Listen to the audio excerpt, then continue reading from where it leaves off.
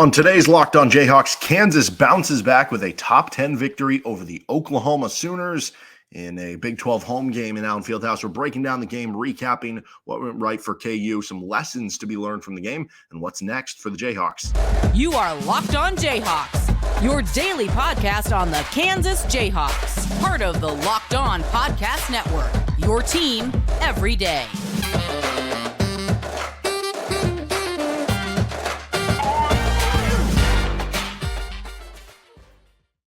I'm Derek Johnson. You can hear me as well Monday through Friday from 3 to 6 p.m. on KLWN in Lawrence with Rock Chalk Sports Talk. Thanks for making Locked On Jayhawks your first listen every day. We are free and available anywhere that you get your podcasts, including on our YouTube page where you can like and subscribe to the show. On today's edition of Locked On Jayhawks, we're recapping Kansas-Oklahoma top 10 matchup in the AP poll happening inside of Allen Fieldhouse. KU gets the 12-point victory, 78-66. We'll break that down, go to the game, what's next for KU. First, this episode of the show is brought to you by FanDuel Sportsbook. Make every moment more. Right now, new customers get $150 in bonus bets with any winning $5 moneyline bet. That's $150 if your team wins. Visit FanDuel.com/lockedon to get started.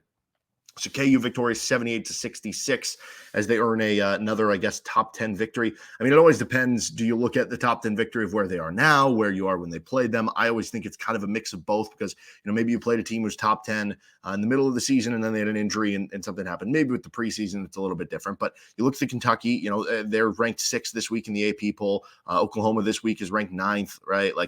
Connecticut, that's a top 10 team. So the Tennessee win, that's a really good win. You have a really good collection of 4 wins that go up with about what anybody else has in the country right now. But it was kind of a weird, super tight first half where tight in terms of the score, 38-37. It was a higher scoring first half. And one that it felt like you just couldn't get the requisite stops. They hit some tough shots. McCullar was excellent in the first half for Oklahoma, kept them in the game. And it was kind of weird because through that first half, there was never a moment for me where I was like, wow, feels like KU's really struggling here or that, KU's having some issues. Maybe they had a worse defensive half in the first half than the second half, for instance. Certainly, that was kind of the case. Oklahoma just hit some tough shots in the first half. It felt like to me at halftime, even when it was a 1-point game, I was like, I feel like KU's the better team. And maybe that's a little bit concerning. That's you feel like you're playing as the better team and you're only up a point. But maybe that's also encouraging, which is what we saw here, and that the process is right. You're just not seeing the full results. And we saw that in the second half. They dominated that second half. In the end, you led for 34 minutes and 29 seconds. You beat, it depends again. Where do you view Oklahoma? Do you view the AP poll where they're top 10? Obviously, they lost twice this week. So I'd imagine next week in the AP poll, somewhere in that 15 to 20 range. So, are they a top 15, top 20 team? Some of the metric sites had them closer to being top 20, whatever you want to say. Either way, top 25 team, basically. You beat them by 12 after going 1 of 8 from the floor to finish. You easily could have won that by even more points than that. And I think there's some good long-term lessons from this game. It's really one thing, right? Okay, Kansas wins by 12 against top 10, top 25 opponent, however you want to view this. Why? Well, Kansas shot just 20% from 3. And Oklahoma didn't shoot it great, yes, but they still made double the amount of threes you made on 10% higher efficiency than you. So, it's clearly not that. And this isn't to say that three-point shooting isn't important or that's not the key for Kansas. Of course, that's going to be very important in spacing the floor and everything. That's not what I'm trying to take away. Rebounding, that was basically even in this game, even slightly favoring Oklahoma and the Sooners. Of course, Kansas did well, winning fast break points, 15-6. That's something we talked about coming in, that both teams were averaging about 12 fast break points per game coming in. So winning that by 9, good. You shot 17 of 18 on free throws. That didn't hurt. And they continued to flex their muscle as a strong interior team. You outscored Oklahoma 46-26 points in the paint. You went 11 of 16 on layups and dunks. They were closer to 50% on those, whereas you were closer to 75% on those. And you had a 51-45% edge on 2-point shots. So you continued to, do something you've done well all season long, shot well free throws. Yeah, those are all takeaways you could have and, did a few things here or there. But this results and this game and what I think you take away from this game for the long term about can you do this moving forward to have success? And if you do this moving forward, you will have success, is keeping the turnover numbers down. That was our number one matchup. If you listen to the Friday preview show, thank you to Everydayers if you tuned into that and some of our past podcasts, you had 2 turnovers. Oklahoma had 11, which isn't an overly high number, but because KU's was so low, Kansas led 11-2 in points off turnovers. And like we said, Oklahoma coming into the game was 13th in their first two Big 12 games, small sample size, but still in turnovers forced. But Kansas was 14th in turnovers had on the offense side of the ball if you're looking at turnover rate. So that was clearly going to be an interesting matchup coming into this one. And KU just having two of them, that is about as good of a lack of turnover game, I guess you could say, from an offense that I have ever seen. I mean, I can't remember seeing a total lower than that, which is even more amazing considering where things were the last two games, the start of Big 12 play, the first two games, even just earlier this week against UCF. The amount of turnovers KU was having, how many of them steals, how many of them unforced errors, the combination of the two. And to go from that to this, from being like a horrible turnover team to being a elite of the elite of the elite turnover team in the same week is pretty immeasurable. The lesson here to me isn't that having two turnovers is going to be the key to winning. Obviously, if you have two turnovers in a game moving forward, if you have two turnovers per game the rest of the way, you're going to be pretty good. You're probably going to win out if that's the case. But that's not very repeatable, is it? Right. So that's not really the key. The point is more so when you have low turnover numbers, when you reduce your turnover numbers, you're going to be more efficient. You're going to be a better team. And that sounds like such a duh statement and an obvious statement, and it kind of is to a certain standpoint. But to me, that is more important than anything else because the three-point shooting is going to come and go game to game. Overall, you look at KU's three-point percentage on the year, it's better than you would expect, and the efficiency has been good enough. Now, they don't shoot it at a high volume, and because of that, and because there aren't a ton of shooters on the court, there are spacing issues for the KU offense that the defenses throw at them. That's understood. But I don't think it's ever going to be a point where like KU becomes a 40% three-point shooting team the rest of the season. So that's not something that I'm looking at. I've talked a lot about that. I think KU can be a better turnover forcing defense and that, they can be a better offensive rebounding team, which we've seen here over the last couple of weeks. So that thing is certainly happening. But as you're looking for where can you improve, where can you turn that corner as the season's going on to make sure you are one of those teams at the end of the season that feels like you have the best shot at winning a national title versus just being, among the group of, we got a 2 seed or a 3 seed in the NCAA tournament. And, I don't feel great about this team. Like, what is the difference there? Well, when you're looking at KU's offensive efficiency, like on KenPom, they're outside the top 30 and they're shooting well from two. They're, again, like I said, shooting efficiently from three, even on low volume, albeit not today. Your defense is good enough. It's been pretty good. And I think it has potential to be even better, especially if the turnover numbers come around. How do you maximize your offense? Because you're never going to raise the amount of threes by a lot. You're never going to see the 3-point percentage become, 40% over the last 3 months of the season. It's maximizing your number of possessions. And part of that, yes, is grabbing offensive rebounds. The other part of that is not turning the ball over, maximizing possessions. And when you do, you're pretty hard to beat. So the key doesn't come from this, hey, turn it over only 2 times in a game and you'll be fine. It becomes just limit the turnover numbers. Don't be atrocious at it. Be above average. And when you look at Kansas having 4 veteran starters, when you look at Kansas having a veteran point guard in Dajuan Harris, there's no excuse for them not to be. And we saw that in this game, that is inside of them. That was a good reminder that you can get it. And we mentioned in the preview that KU's worst turnover games in order were these 4 by turnover rate. UCF, loss. Marquette, loss. TCU, near loss. And Missouri, kind of you won by less than expected, maybe closer than you thought it would have been. Not one of your better wins in terms of how you played. But how about the best? What are the best games for KU by lowest turnover percentage in a game? Number 1, now Oklahoma. Okay, there's a top 10 AP win at the time. You have UMKC, which is, that one was a little more of a kind of ugly showing at times, got closer than you wanted, but you still won by 19. Third on that list, Wichita State, which, Wichita State's not a great team this year, but you pummeled them, right? That was a really impressive showing. And the fourth on that list is UConn, which is probably your crown jewel victory so far. So when you're not turning the ball over, very good. When you are, that's when you're losing games. That is the key for KU the rest of the season. And that was the key today, a game that KU had their worst effective field goal percentage of the entire season. Worst effective field goal percentage of the entire season. That's kind of a metric that puts together like 3-point and 2-point shooting and weights each in a different way. Worst of the season. They also had, this was their 11th best game in terms of points allowed per possession on defensive efficiency. So it's kind of a below average game for the defense. Again, most of that was Oklahoma probably in the first half. You combine those two things, you would have thought, okay, you're screwed. But the turnovers were so low. Now, besides that, we got to see Johnny Furphy get the start. He scored 7. He hit that big 3 that really expanded the lead. in the second half. It was just 3 of 8. Nice to see the aggressiveness, though. Again, he grabbed 3 rebounds, 2 on the offensive end, got you more possessions. Also ended up with 2 steals.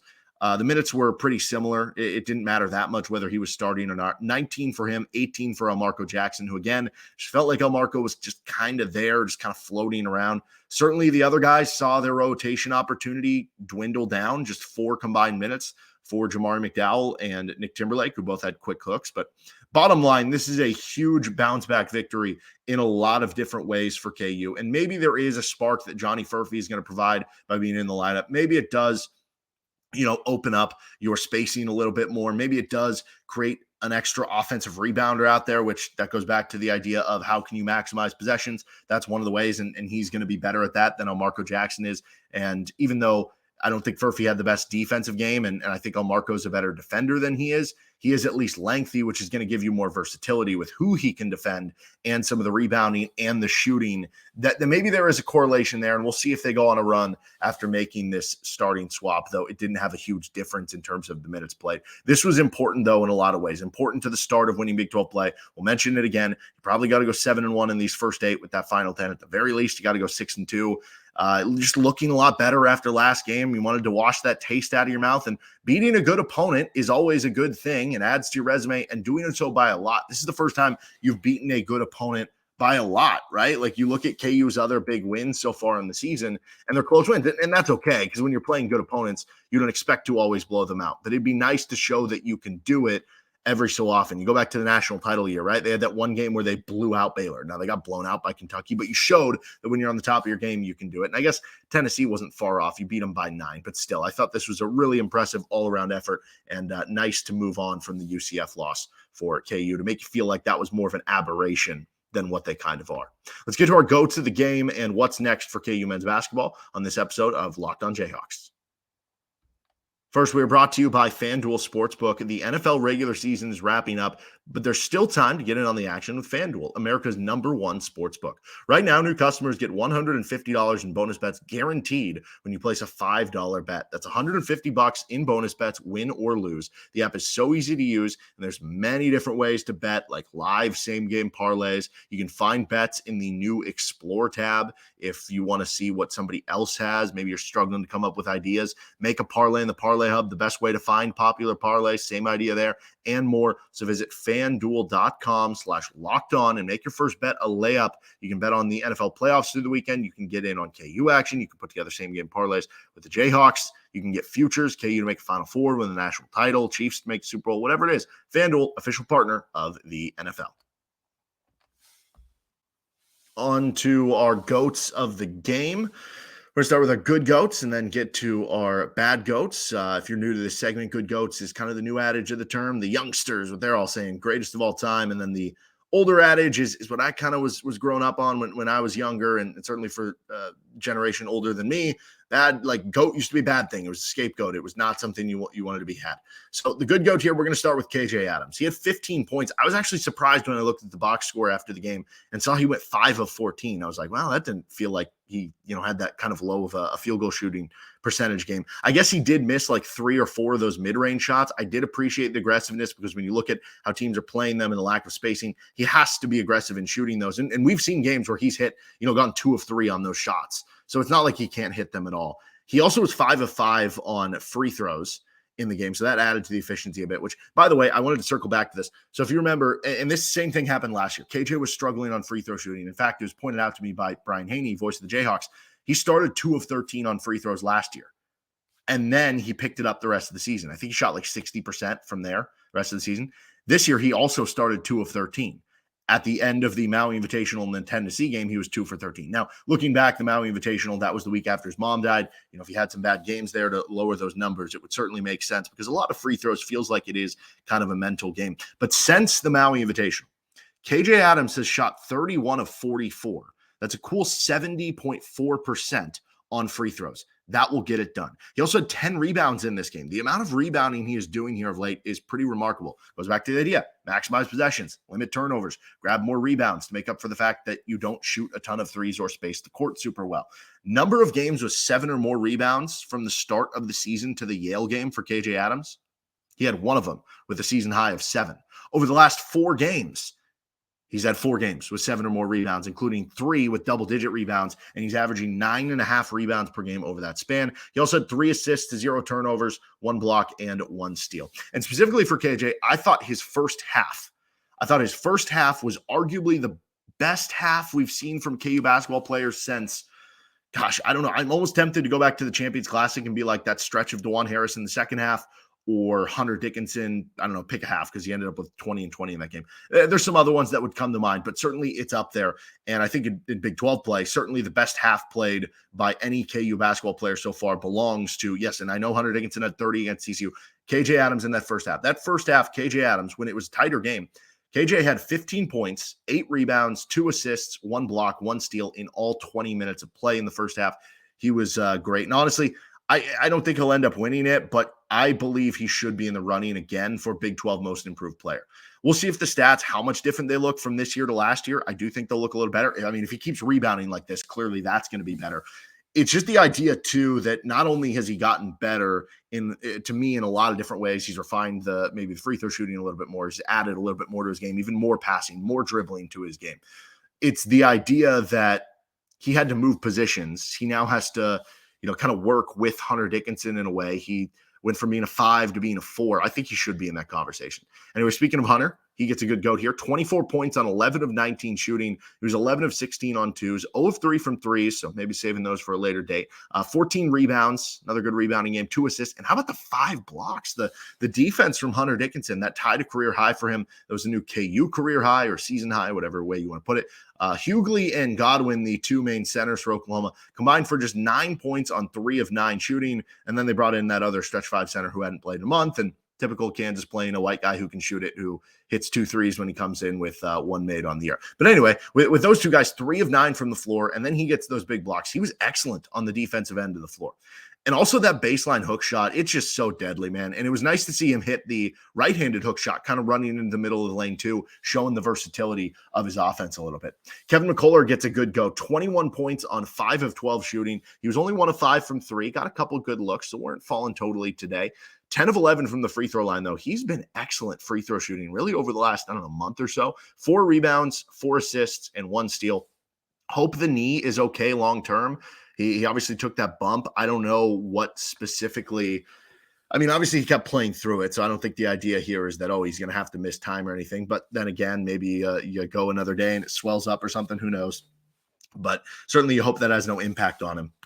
Dajuan Harris had 7 points on 3 of 10 shooting. So not great there when you're looking at, 7 points, like whatever, 3 of 10, not great efficiency. He obviously had the missed layup where he has not been shooting super well on 2-point shots this year, but it's about him playing aggressive. Like it's not, when you hear the stat about, they're this record, whatever it is, 29-1, I don't know, it's somewhere around there. When he scores 10 or more points, it's not just about the 10 points specifically. It's about him playing aggressively. So I mean, there's a level to that. You don't want to just go 0 for 12 for the sake of jacking up 12 shots, but like the aggressiveness still matters because the defense has to defend KU a lot differently when he is putting up shots. So that was a good thing. But more than that, 8 assists to 0 turnovers for Dajuan Harris. In our preview show, we picked him as our hawk to soar because when people doubt Dajuan Harris, and I think there have been deserved reasons over the last couple of weeks, I don't think he's played, up until this game as well over maybe the past month or maybe this season, or maybe go back to the Kentucky game after that point on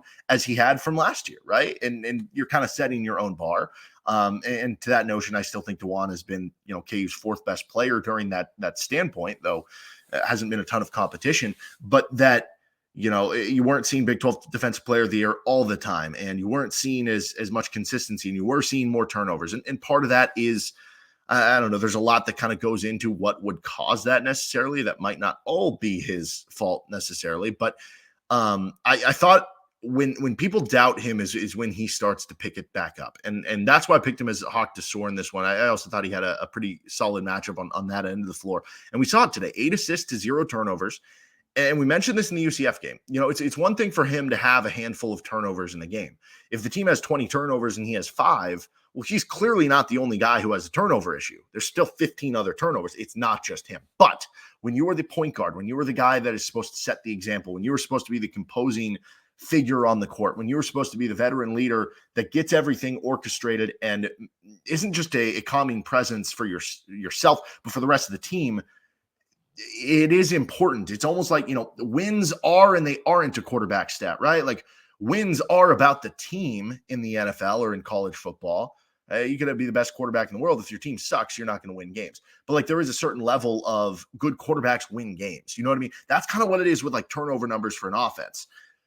It's not all on you. There can be other, but it typically impacts it in a very big way. And so that was important to see when you look at KU having 2. He had 0. He also had 3 steals. There's the great defense we're talking about. This was vintage Dajuan, and boom, you win by 12 points. As far as the bad goats here, I only got a couple quick ones. 3-point shooting, you were 3-15. You got a lot of open looks, just didn't bottle them in. I actually like the process on the shots. Like I said, you got a pretty good amount of open looks, just didn't go in. Maybe you save them for a game that you need them a little bit more, and that can be okay. As far as the bench, 29 minutes played, 4 points on 2 of 3, 3 rebounds, 0 assists, 3 fouls, 1 block. Collectively, I know this doesn't totally work, but the box score plus minus, just to show you that a lot of the numbers were small or negative, of the 4 bench players for KU today. So you basically say, okay, this player was +1. This player was -2 when he was out on the court. Collectively, it was -1 for the bench players compared to the starters who individually were +8, +12, +12, +13, and Kevin McCullar led the way with +16. So still not getting a ton of bench production. I think the hope is that Marco can eventually give you more bench production if he's going to continue to come off the bench, and that being off the bench will free his mind a little bit more. We didn't totally see it in this game, but at least you felt like that 5th starter maybe gave you a little bit more today with Johnny Furphy. All right, we're going to finish up with what's next for KU men's basketball on this episode of Locked On Jayhawks. First, we are brought to you by Gametime. Buying tickets to your favorite sporting event should not be stressful because Gametime is the fast and easy way to buy tickets for all your sports, music, comedy, and theater near you with killer deals on last-minute tickets and their best price guarantee. You can stop stressing over the tickets and start getting hyped for the fun that you're going to be having. Get exclusive flash deals on tickets for football, basketball, baseball, concerts, comedy, theater, and more. The Gametime guarantee means you'll always get the best price, and if you find tickets in the same section and row for less, Gametime will credit you 110% of the difference. Snag the tickets without the stress with Gametime. Download the Gametime app, create an account, and use code LOCKEDONCollege to get $20 off your first purchase. Terms apply. Again, create an account, use code LOCKEDONCollege for $20 off. Download Gametime today. Last minute tickets, lowest price guaranteed. What's next for KU men's basketball? So it's another 2-game week for KU, as it consistently will be kind of here moving forward, but it's a 2 road game trip for KU. And both are venues in which Kansas has not had a lot of success on the road, I guess, comparatively speaking, to what they've done in other venues, I guess would be the way of putting it. But also both these teams are predicted, I guess not predicted, but at this point, you look at like KenPom, 2 of the bottom 3 teams in the league. Those games are on Tuesday. They're at Oklahoma State. And on Saturday, they're at West Virginia. Now, again, Oklahoma State right now is ranked 101st on KenPom. They've not been very good. They're sitting at 8-7 on the year. They're sitting at 0-2 in conference play, and they're at Iowa State today. So, that's looking like probably going to get to 0-3. Haven't been a very good offense. When you look at West Virginia, they're sitting at 5-10 on the season. They're 0-2 in Big 12 play. They lost by basically 40 points to Houston, 14 to Kansas State, even at home. They're playing Texas today. We'll see how that goes. But, they're outside of the top 300 in effective field goal percentage in an offense. So neither of those teams have been great. But, UCF wasn't great coming into that one, and you lost by 5. Now, UCF has still been better. They're 76th on KenPom than Oklahoma State and West Virginia. So you never know. And Kansas' 2 road games have been very shaky at UCF and at Indiana. Never know how that's going to go. Under Bill Self, Kansas is just 13-14. Combined in Stillwater and in Morgantown. So it actually is a losing record, though they have won their last 4. So maybe they're starting to get that figured out a little bit, but definitely a dangerous week because you could easily go 1-1 this week with 2 tough road games. But with the margin for error you have over the last 10 games, you really got to clean up against 2 of these teams who are at the lower end of the Big 12. That'll do it for this episode of Locked On Jayhawks. We'll be back later next week, get you an Oklahoma State preview. Also get to the latest on KU football. So thank you to the everydayers out there and tuning in to each and every episode, which you can find anywhere you get your podcasts, including on our YouTube page where you can like and subscribe to the action. Have a great weekend, and go Chiefs, go Jayhawks, and see you guys next time.